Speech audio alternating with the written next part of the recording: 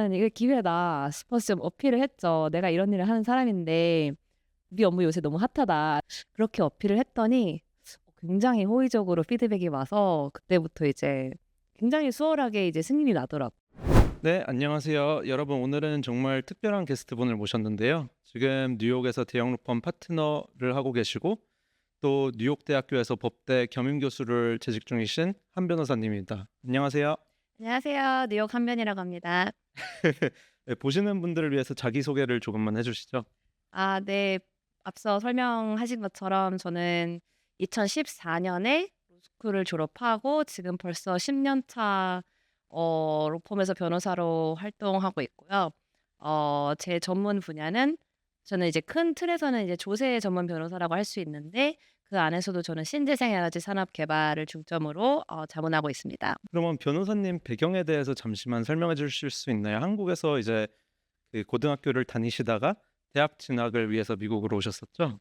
네, 맞습니다. 조금 주변에 많은 유학생분들보다는 조금 늦게 이제 20살 여름에 이제 뉴욕에 처음 왔는데요. 저는 그전에는 이제 한국의 강원도에 위치하고 있는 한우로 유명한 도시 횡성의 민족사양고등학교 국제반을 진학하였고요. 그다음에 이제 졸업하고 저희 동기들과 함께 미국으로 이제 대학 입학을 하게 되었습니다.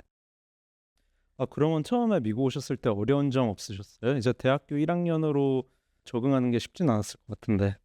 굉장히 힘들었어요. 사실은 저도 이제 초등학교 때 1년 정도 체류 경험이 있어 가지고 그리고 스스로 약간 또 영어도 좀 곧잘 하고 고등학교 때도 이제 뭐 대입 미국 대입 위주로 준비를 하다 보니까 '언어적인 큰 어려움은 없겠다.' 생각을 했는데 이게 막상 와 보니까 되게 사소한 것들에서 쪼끔 어려움이 있는 거예요. 예를 들면은 교수님한테 뭘 면담을 하러 간다고 할 때도 저도 모르게 교수님 사무실에 간다고 하면 이제 고개부터 숙여지고 약간 눈을 보면서 인사를 하는 게 굉장히 스스로 불손하게 느껴져 가지고 또 거기서부터 이제 뚝딱대기 시작하니까 그냥 그런 사소한 인간관계들이 더 어려워지고 또 사실은 뭐 저는 이제 경영학과를 다니다 보니까 조별 과제도 되게 많았는데 이게 확실히 제가 한국에서 쭉 사춘기를 보내고 그러다 보니까 외국인들과 함께 대학 생활을 하고 대화하고 그런 게 마냥 쉽지만은 않았어요. 저는 심지어 사실 뉴욕대가 워낙 유색인종이 많고 특히 한국인, 중국인 유학생들이 많아서 아마 미국 타주 학교에 다닌 학생들보다는 그래도 좀 저와 비슷하게 생긴 학생들이 많았음에도 불구하고 이런 거에서 조금 애로사항이 있더라고요. 되게 민족사관학교에서 예절 교육을 제대로 받아오셨네요. 저 어르신을 보면 무조건 고개부터 숙여야 된다. 그럼 처음에는 이제 경영대학원으로 학부를 들어오신 거예요? 네, 맞습니다. 이제 뉴욕대 스턴이라고 이제 경제 학부도 있고 아마 한국에는 이제 MBA 과정으로 더 유명한 것 같기는 한데 이제 뭐 연예인 이서진 님도 졸업하신 거기서 이제 제가 파이낸스랑 경제학 이론을 전공했습니다. 되게 신기한 것 같아요. 그래서 뉴욕 이제 경영대학교 학부를 처음에 들어가신 다음에 언제쯤 이제 나는 변호사가 되고 싶다, 법대를 가고 싶다고 결정을 하시게 되신 거예요? 그러니까 항상 약간 막연하게 어렸을 때부터 '언젠가 변호사를 하면 좋겠다.'라고 생각은 했던 것 같아요. 뭐 되게 말하면 진짜 하실 수도 있지만 좀 유치하게 어렸을 때 봤던 뭐 금발은 못 말려 영어 제목은 리갈리 블론드라고 리즈 위더스푼이 나온 영화가 있는데 그것도 보면서 사실 그런 영화를 보고 로망이 생기는 경우가 꽤 있는 것 같아요, 주변 친구들하고 얘기해 보면. 그래서 항상 미국 대학 이제 유학을 하는 건 조금 어렸을 때부터 계획을 했으니까 '졸업하고 로스쿨을 가면 좋겠다.'라고 생각을 했었는데 이제 가장 결정적인 거는 이제 스턴에 재학 중에 이제 학기 아무래도 뉴욕에 위치하다 보니까 뭐 학기 중에 뭐 헤지 펀드나 이제 작은 은행 오피스 같은 데서 인턴을 할 기회가 종종 있었는데 제 적성에 좀 안 맞더라고요. 그래서 그냥 '아 그러면 나는 빨랑 졸업하고 이제 로스쿨을 가야겠다.' 결심을 해서 한 대학교 3 학년 여름방학 때부터 본격적으로 이제 준비했던 것 같아요. 준비하는 과정은 어떠셨어요? 이제 뭐 이제 로스쿨을 가기 위해서 준비해야 될 거는 뭐 시험이랑 이런 것들이 따로 있었나요? 사실 미국 로스쿨 입시는요. 미국의 다른 학부라든지 MBA라든지 다른 학교 입학에 비해서 조금 더 정형화돼 있는 것 같아요. 그래서 어떻게 보면 한국인 수험생, 한국인들에게 더 유리하고 조금 더 쉬울 수 있는, 예를 들면은 사실은 정말 학점 GPA랑 LSAT이라고 이제 한국에서도 이제 리트라는 시험을 보고 로스쿨을 가는 걸로 알고 있는데, 그 LSAT 점수 그 두 개가 사실 가장 큰 영향을 미치는 것 같고요.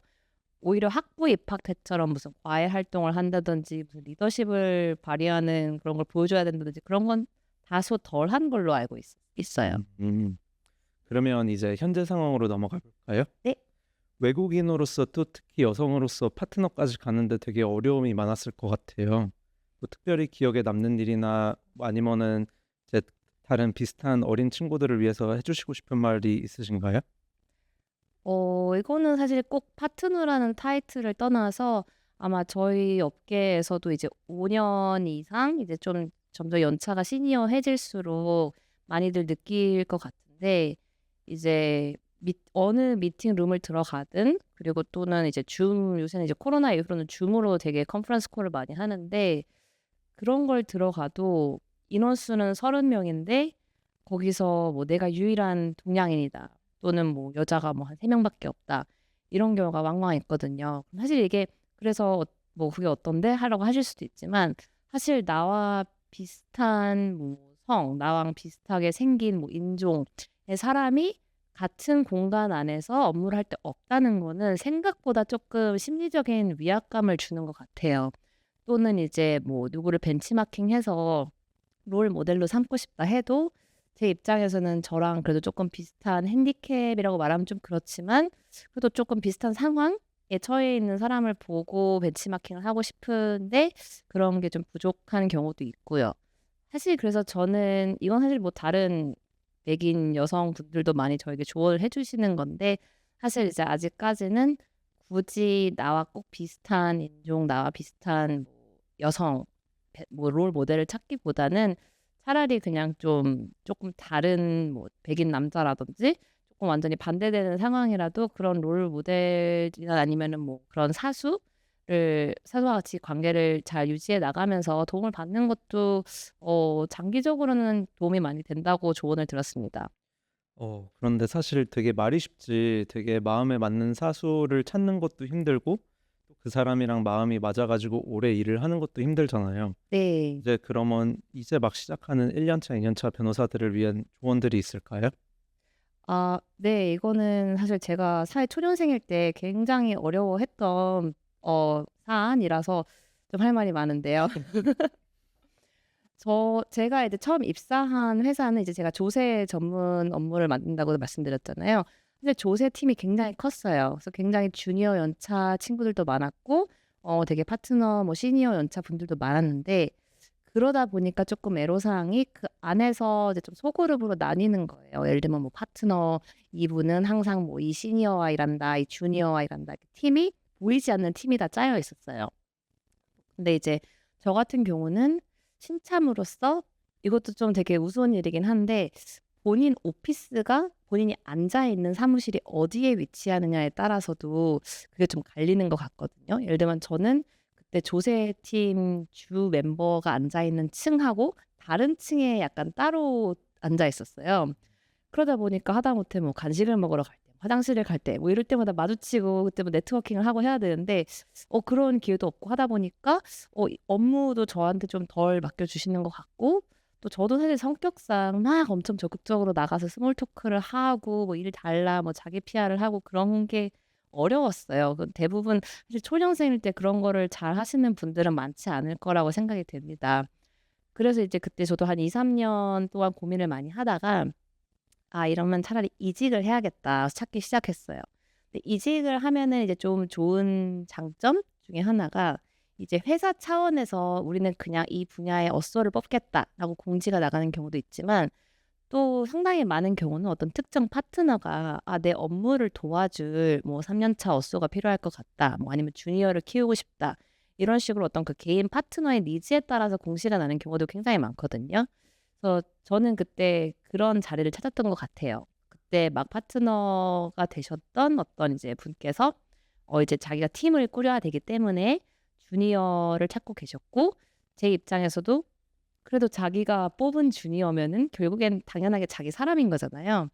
그렇기 때문에 이제 조금 더 마음이 편안하게 '일을 받을 수 있겠다.'라고 생각을 했던 것 같고, 이제 또 인터뷰 과정에서 서로 어느 정도 이제 궁합이 맞는지 그런 것도 체크할 기회가 있었고요. 그래서 사실은 제가 3년 차 때 이직을 해서 배웠던 그 사수분과 이제 7 년간 쭉 일을 하고 있습니다.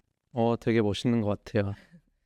그러면 이제 결국에 좀 정리를 하자면 어차피 사람과 사람이 하는 일이기 때문에 그 사람과의 관계를 맺는 게 중요한데 그 혹시 뭐 '나는 이거를 좀 다르게 했다.' 이런 것도 있을까요? 예를 들어서 제가 이제 금융일을 시작할 때 제일 많은 이제 조언을 들었던 게 그 "일은 오피스에서 끝나는 게 아니다. 혹시라도 일이 일찍 끝나는 날 바로 집에 들어가지 말고 꼭 친구나 아니면은 내 위에 사람 한 명을 끌고 맥주라도 한 잔 마시고 조금 더 친분을 쌓고 조금 더 신뢰를 쌓아야 된다."는 말을 굉장히 많이 들었었거든요. 네. 변호사님 같은 경우는 어떠셨어요? 저도 비슷하게 공감을 해요. 이제 뭐 퇴근하고 같이 그런 식으로 해피아워 타임을 갖는 것도 중요하다고 생각하고, 아니면은 이제 뭐 개인적인 사정상 이제 그런 게 좀 어렵다, 이제 특히 코로나 이후로는 좀 출근들도 덜 하고 그렇다 하면은, 저는 개인적으로 이제 일 시작하기 직전에는 이제 다들 하는 말이 뭐 "일과 뭐 공과 사를 구별해야 된다." 뭐 약간 "일과 퍼스널 라이프는 완전히 분리해야 된다." 그런 조언들을 많이들 하시잖아요.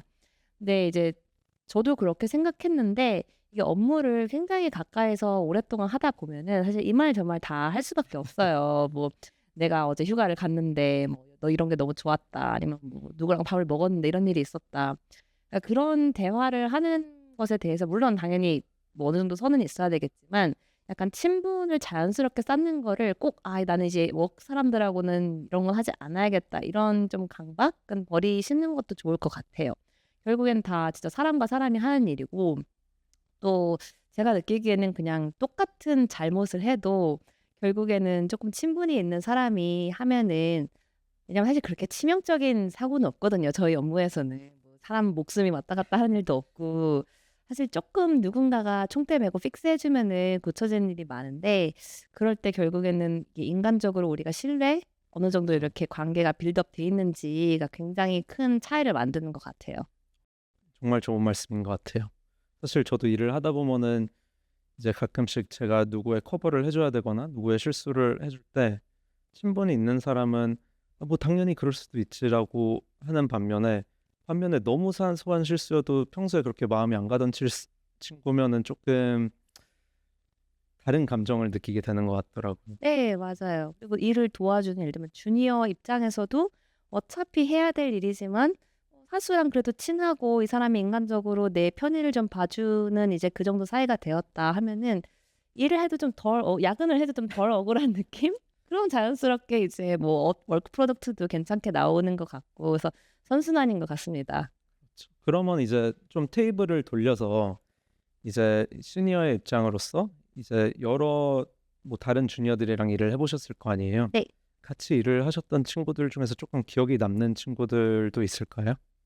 어 몇 명 있어요. 그래서 이제 가장 결국에는 좋은 인상으로 남는 친구들은 태도가 굉장히 어느 정도 겸손하고 또 이제 투명한 친구들.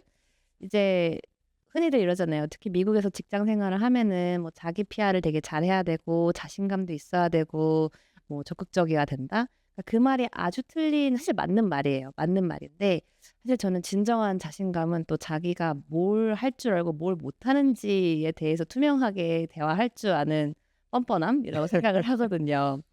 이제 사실 제가 주니어 입장에서 이직을 할 때 들었던 가장 소중한 조언 중에 하나가, 뭐든지 잘하려고 너무 잘하려고 노력하지 말고 어려운 것이 있으면은 또는 부족한 점을 뭐 가감없이 보여줘라. 그러면 오히려 사람들이 더 잘 도와주고 친절하게 대해줄 것이다.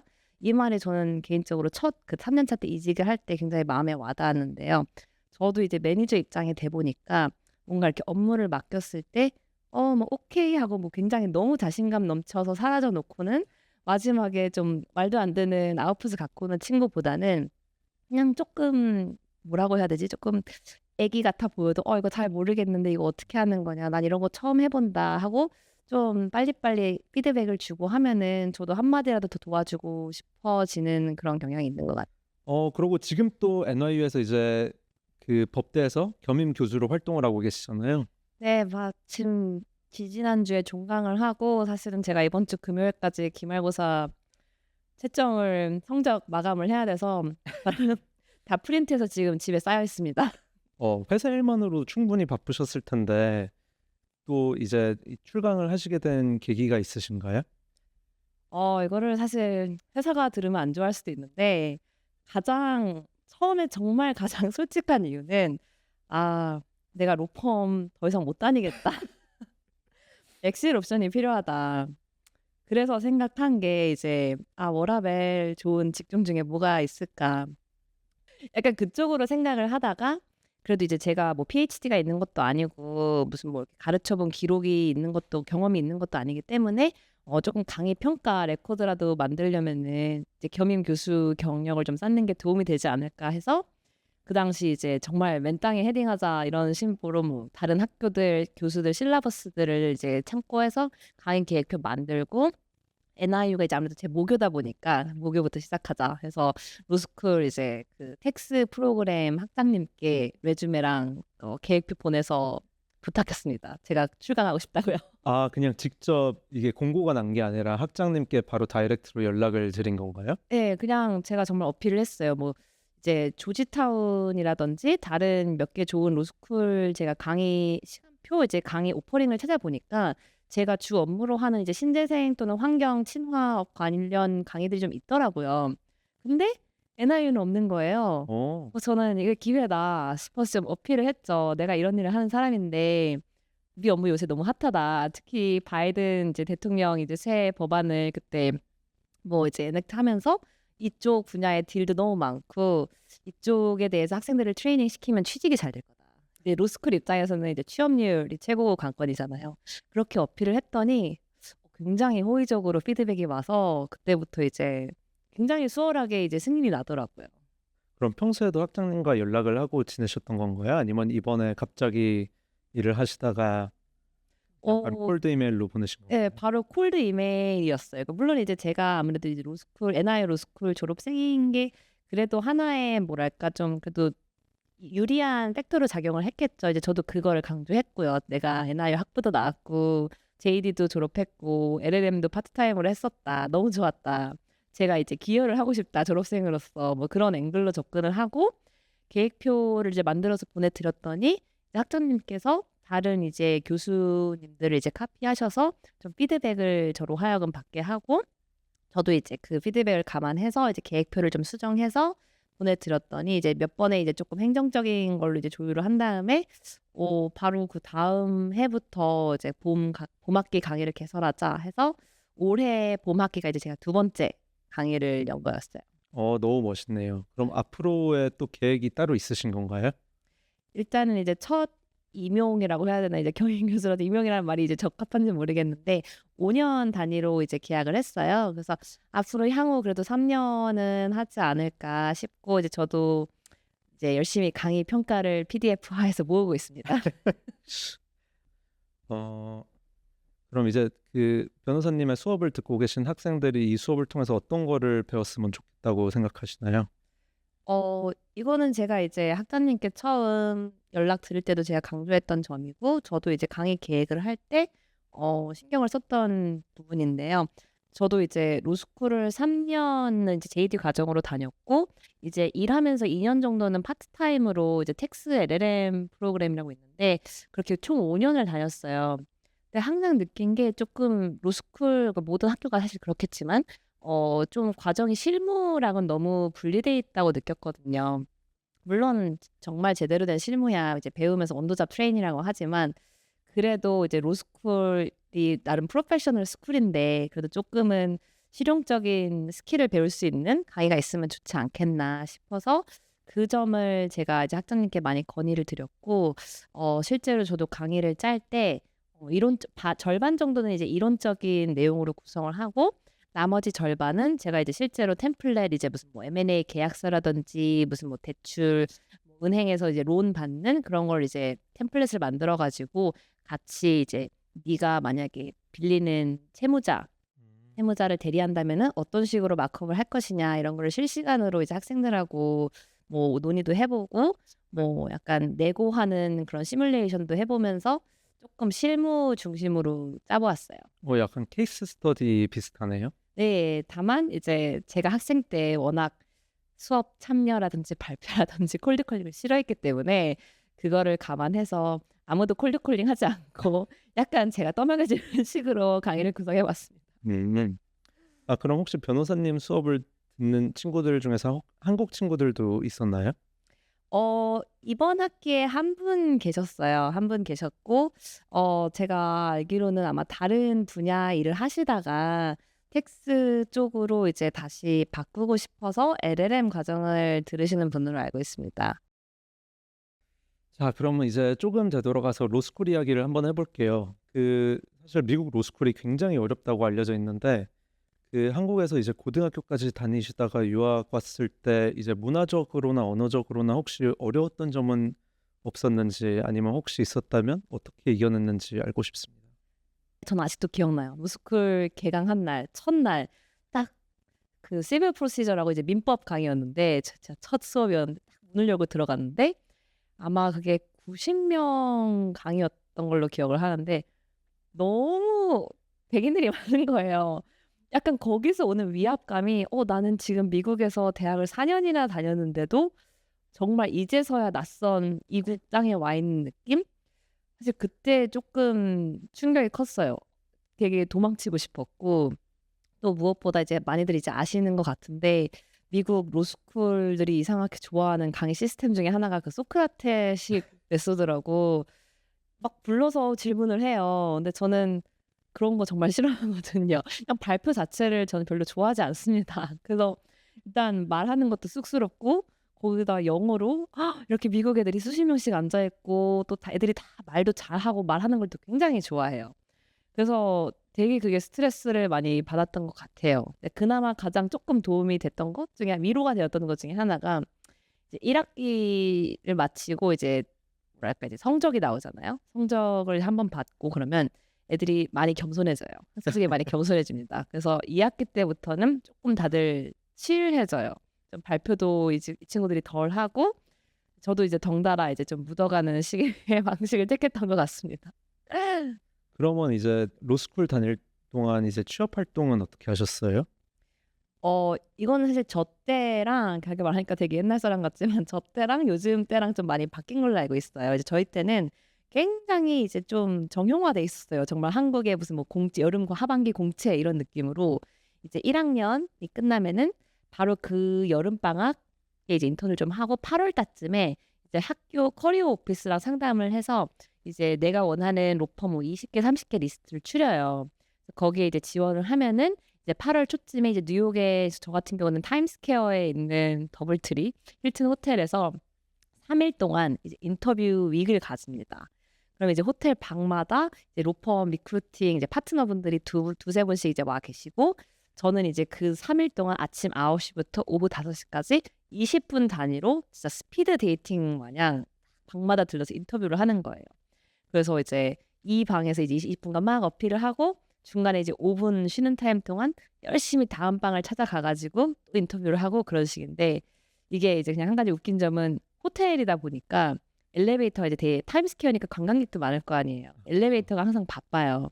근데 이게 또 스케줄이 랜덤으로 정해지는 거기 때문에 뭐 제가 인터뷰를 하는 호텔 방들이 뭐 서로 이웃이고 그러지 않아요. 막 7 층 이렇게 떨어져 있기도 합니다. 그러면은 이제 나는 9 시부터 9시 20 분까지 인터뷰를 했는데 5분 남았는데 그다음 방은 뭐 7 층을 올라가야 되네 하면 엘리베이터가 이제 다 꽉 차 있기 때문에 힐을 벗어서 손에 들고 비상구 계단으로 이제 뛰어 올라가야 되는 거예요. 거의 뭐 그런 식으로 하고 또 이제 엘리베이터에서도 막 어쩌다가 가끔 타면 이제 관광객분들이 이제 딱 눈치를 채시고 이제 정장 차림의 애들이 수백 명이 와 있으니까 막 잘하라고 응원해 주시고 저도 이게 또 말을 아침 9 시부터 5 시까지 끊임없이 하다 보니까 한 번 이것도 기억나요. 어느 방에 딱 들어가는데 목이 쉬어 가지고 말이 안 나오는 거예요. 아이고, 그럼 어떻게 하셨어요? 그 로펌이 어디 로펌이었는지도 기억나는데 이제 그 파트너분께서 제가 막 "하이." 하고 말을 못 하니까 물을 이제 생수를 이제 까서 주셨어요. 그치만 이제 거기서 오퍼는 못 받은 걸로 기억합니다. 3일 동안 그렇게 쉬지 않고 말을 하면 너무 진이 빠질 것 같아요. 그러고 생각해 보면 20분이라는 시간이 그렇게 긴 시간이 아닌데 뭐 사실 어떤 거를 평가하는 자리예요? 사실 다들 의견이 분분한데 어느 사람들 같은 경우는 이미 내정돼 있다. 이제 레주메에 이제 이력서가 뭐 10장 20장 쌓여 있으면 이제 이미 아침에 이 사람들은 한번 그거를 쫙 보고 대충 마음에 드는 사람들 이제 대여섯 명 집어 놓은 다음에 이제 그 친구들이 인터뷰를 뭐 얼마나 잘하느냐 또는 얼마나 이상하게 하느냐에 따라서 거기서 좀 거르는 것도 있고 아니면 이제 관심이 없었는데 인터뷰를 너무 잘한다. 이제 그러면은 뭐 택하는 경우도 있고 그렇다고 들었는데 어 저도 사실 어느 기준으로 제가 이제 어느 로펌에서는 뭐 이제 2차 인터뷰에 초대를 받고 안 받았고 했는지 사실 잘 모르겠어요. 이제 그 호텔에서 말씀드린 그건 이제 1차 라운드고 거기서 이제 2차 인터뷰를 초청받으면 그때는 인제 개별 오피스에 찾아가서 뭐 3분 4분 만나 보고 그다음에 오퍼가 나오는 시기거든요. 어 근데 사실 제가 말 들어 거기서 그때 인터뷰 질문들을 생각해 보면은 일단 가장 일반적인 거는 들어가서 "Tell me about yourself." 뭐 이런 식으로 얘기를 해요. 또는 뭐 "우리 회사에 왜 관심이 있느냐." 뭐 그런 걸 하고 오후쯤 되면은 이제 느껴요. 이분들도 이제 지겨우신 거죠. 힘들고 체력적으로도. 그럼 이상한 질문들을 하세요. "너가 만약 나무로 태어난다면 무슨 나무가 되겠느냐?" 저는 이 질문이 아직도 기억이 납니다. 이게 10 년이 넘었는데도 저도 그때 너무 말문이 막혀 일단 알고 있는 나무의 종류가 그렇게 많지 않아요. 애플 트리, 파인 트리 말고는 없어요. 저 애플 트 막 저도 막 속으로 그 질문 듣자마자 저는 이제 가을 동화가 생각나는 거예요. 난 아, 태어나면 나무가 되고 싶어." 그래서 차라리 그럼 뭔가 할 말이 있을 것 같은데 뭐가 되고 싶냐. 이게 나무로 국한되다 보니까 나는 사과나무가 되고 싶다. 사람들에게 유용한 사과를 많이 주고 싶어서 뭐 되게 말도 안 되는 소리를 했고 창의력이 부족했는지 별로 뭐 그 회사에선 다른 피드백은 없었습니다. 되게 특이한 질문이네요. 네. 그래서 이제 그 인터뷰들을 쫙 하신 다음에 이제 썸머 오퍼를 받으신 다음에 이제 인턴을 시작해요. 그러면은 이제 인턴 변호사들은 그 role and responsibility가 어떻게 되는 거예요? 어 거의 뭐 이제 로펌의 1년 차 엇소 정도의 취급, 대우를 받는다고 생각하시면 돼요. 뭐 페이도 1년 차 신입 변호사 때 맞춰서 받고요. 어 일도 생각보다 많은 실무를 받아요. 그리고 사실 그때 이제 학생이래 이제 저희 인턴 입장에서도 내가 어느 부서, 어느 엇소, 어느 파트너와 궁합이 맞는지 그러니까 저는 그 인턴 과정이 회사가 이제 인턴들을 평가하는 기회이기도 하지만 인턴 입장에서도 회사를 평가할 수 있는 기회라고 생각을 해요. 그래서 사실 좀 능력이 되는 친구들은 인턴을 두 군데서 하더라고요. 오. 예. 이게 10 주짜리 프로그램인데 5 주씩 나눠서 재보는 거죠. 그런 경우는 이제 소수이기도 하고 이제 본인이 또 쪼끔 그 정도의 운과 실력이 따라줘야 되는 경우이긴 한데 그 사실 이제 저 같은 경우도 제가 어느 부서의 어떤 파트너들하고 좀 궁합이 맞는지 또는 이제 '아 저 사람하고는 이제 돌아오면 일을 하지 말아야겠다.' 뭐 그런 생각도 하게 되고 또 뭐 동기들하고도 같이 이제 어울리면서 '아 이 친구들이 나의 동기구나. 이 친구는 괜찮다. 아 이 친구는 좀 피곤하다.' 평가할 수도 있는 되게 소중한 10 주라고 생각합니다. 안에서 서로 인턴들끼리 경쟁하고 이런 건 없나요? 예를 들어서 오퍼 레이트가 어느 정도 되는지에 따라서 또 사람들끼리의 환경도 많이 달라질 것 같은데.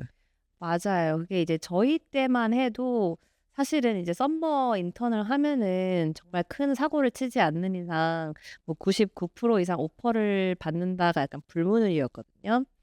근데 이제 최근 2-3년 동안은 사실 좀 오퍼를 안 받는 경우도 있다라고 들었어요. 그래서 이제 그런 경우에는 이제 쪼끔 퀄리티는 좀 중요한 업무에 투입이 되기 위해서 쪼끔 더 적극적으로 노력하는 다이내믹이 생기는 것도 사실 저희 눈에도 보이고 음 뭐 자기들끼리 인턴들끼리 크게 투기를 하진 않는 것 같지만 쪼끔 분위기가 더 텐션이 있다고는 저는 들었습니다. 자, 그러면 이제 한국에서 미국으로 일을 하러 오는 분들이나 다른 어린 친구들에게 해 주고 싶은 조언이 있으실까요? 제 생각에는 한국인들은 일반적으로 자기 실력에 있어서 굉장히 정직하다고 해야 되나?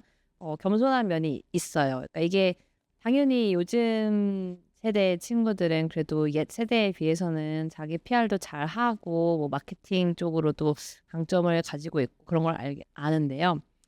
약간은 조금 무대뽀 정신도 필요한 것 같아요. 이제 제 경험으로 예를 들면은 저는 이제 처음 3년 이제 일 시작하고 처음 3 년은 조세 소송 쪽 일을 했어요. 그러니까 저는 흔히들 말하는 뭐 M&A 계약서 이런 거를 일 시작하고 처음 3년 동안 구경도 해본 적이 없어요. 근데 아까 말씀드린 것처럼 제가 이제 이직을 했잖아요. 이제 3년 차 때 이직을 했는데 완전히 이제 소송 쪽에서 이제 자문 이제 트랜잭션 리티게이션에서 이제 트랜잭셔널 프랙티스로 이제 이직을 했는데 흔히들 생각했을 때는 사실 그러면은 이제 다시 신입으로 들어가야 되는 거 아니냐. 그러니까 흔히 한국에서도 이제 업무 분야를 좀 바꾼다 그러면은 연차를 깎는다든지 뭐 그런 걸 생각해 보잖아요. 실제로도 저도 요즘에도 가끔 친구들이나 후배들 상담하다 보면은 제가 업무 분야를 바꾸려고 하는데 연차를 한 2-3년 정도 깎는다고 제안을 하면 어떨까요?" 뭐 이런 질문을 많이 받아요. 근데 사실 그때 저는 일단 어려 가지고 철이 없어서 그런 걸 오퍼할 생각도 못 했지만 사수도 제가 진짜 아무것도 모르는 상태임을 알면서도 단 한 번도 저에게 뭐 "2년 차로 들어오는 게 어떨까? 1년 차로 들어오는 게 어떨까?" 이런 말을 한 적이 없어요. 그리고 그 이후에도 이제 같이 이직을 저희가 2번을 같이 했는데요, 사수와. 그때마다 이제 회사마다 쪼끔씩 업무 분야가 바뀌어요. 이제 큰 틀은 같지만 제가 그럴 때마다 쪼끔 자신감이 부족한 면을 내비치면 이제 저 같은 경우는 괜히 이제 누가 될까 봐 이제 사수가 저를 데리고 가는데 이제 내가 5년 차지만 뭐 내가 M&A 경력으로 치면 막 2-3 년밖에 없으니까 그런 거를 좀 깎아서 가는 게 어떨까 얘기를 하면은 그때 사수가 해 준 얘기가 있어요. 어 어쏘 경력이 4년 차 어쏘면은 당연히 뭐 이런 걸 할 줄 알아야 되고 5년 차면 이런 걸 할 줄 알아야 되고 사람들이 그런 게 되게 있다고 생각하는데 사실은 그건 허상이라고. 어차피 정말 똑똑하고 능력 있는 2년 차면은 5년 차인 것처럼 일을 할 거고 6-7년 차라도 2-3년 차 수준으로 일하는 친구들이 있다는 거예요. 그리고 이제 저희 분야에서는 사실 이 연차가 가장 직결되는 분야가 페이예요. 그렇기 때문에 결국 연차를 깎는다는 거는 내가 내 졸업 연도에 비해서 페이를 깎아서 들어가겠다를 의미하는 거거든요. 그러니까 이제 제 사수 입장에서는 '그럴 필요가 없다. 그냥 가서 좀 살짝 부족한 5년 차가 되면 되지 뭐 하러 거기서 네가 슈퍼스타 3년 차가 될 필요가 없다. 애초에 3년 차, 5년 차에 무슨 구체적으로 그런 루브릭이 있는 것도 아니고 이런 능력이 있어야 된다고. 저는 그게 굉장히 신선했어요. 왜냐면 제 정서로는 '아 내가 5 년간 이런 업무 경력이 없는데 5년 차로 가는 게 말이 되나?' 하고 생각을 했는데 사실은 이 회사라는 단체 안에서 숨 쉬고 그냥 사회생활하고 그것만으로도 쌓인 짬과 경험으로도 이미 5년 어느 정도 수준의 5년 차라고 어필을 할 수 있다는 거를 이제 한국 친구들도 알았으면 좋겠어요. 정말 너무 공감되는 말인 것 같아요. 저도 사실 항상 제가 일했던 걸 생각해 보면 이런 말을 해줄 수 있는 사람이 있었으면 좋겠다는 생각을 굉장히 많이 했거든요. 네. 오늘 영상이 도움이 되셨다면 좋아요와 구독을 부탁드리겠습니다. 앞으로도 더 좋은 영상으로 찾아뵙겠습니다. 감사합니다.